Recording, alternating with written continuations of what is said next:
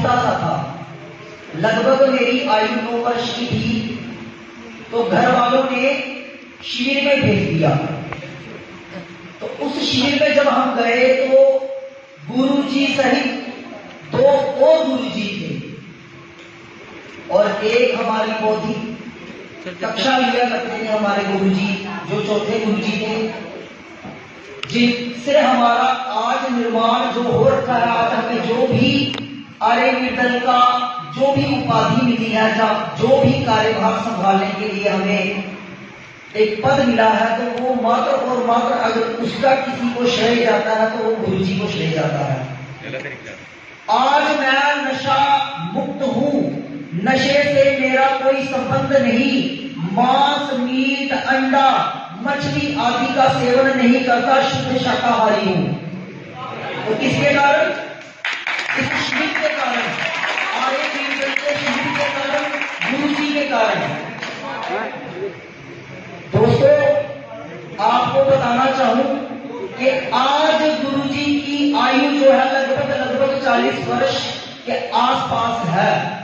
तो आप अपने हिसाब से ये अनुमान लगा लीजिए कि उस समय मैं 9 वर्ष का था, आज से 17 वर्ष पूर्व। तो उस समय गुरुजी की आयु हुआ करती थी 23, 24, 25 के बीच में। तो गुरुजी इतने स्ट्रिक्ट थे कि हम छोटे छोटे थे, अभिमन्यु वर्ग के थे हम, और हमें डंडों से नहीं, थप्पड़ से नहीं, लात और घूसों से भी मारते थे। लेकिन हमने कभी बुरा नहीं माना। अगर उस समय हम बुरा मान करके हम कहते कि हम घर भाग जाए, हमारा फोन दीजिए, जिस हिसाब से अभी कुछ बच्चे बोल रहे थे हमारा फोन दीजिए, हम घर जा रहे हैं। तो भाइयों, अगर आज मैं इस मंच पर बोल रहा हूं तो गुरुजी के कारण। गुरुजी ने हमें बहुत अच्छे तरीके से समझाया भी और हमें डांटते भी थे, लेकिन हमें पनिशमेंट भी देते थे, वो मैंने आपको बता दिया। और एक बात और, गुरुजी हमें जो सिखाते थे, फिर हमारे कक्ष में आते थे, हमें पूछते थे, भाइयों आपने क्या सीखा? उस समय हम छोटे छोटे बच्चे थे, बड़े बच्चे अन्य वर्गों के थे, हम छोटे वर्ग के थे, अभिमन्यु वर्ग के।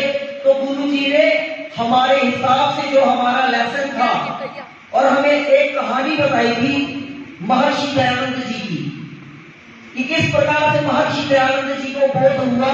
महर्षि दयानंद जी कौन है? आर्य समाज के संस्थापक। जहां पर आप अभी बैठे हैं, ये आर्य समाज जिसकी स्थापना महर्षि दयानंद जी ने की, उनको बोध कैसे हुआ? वो अपना घर परिवार छोड़ करके, सब कुछ त्याग करके समाज में उन्होंने जो समाज से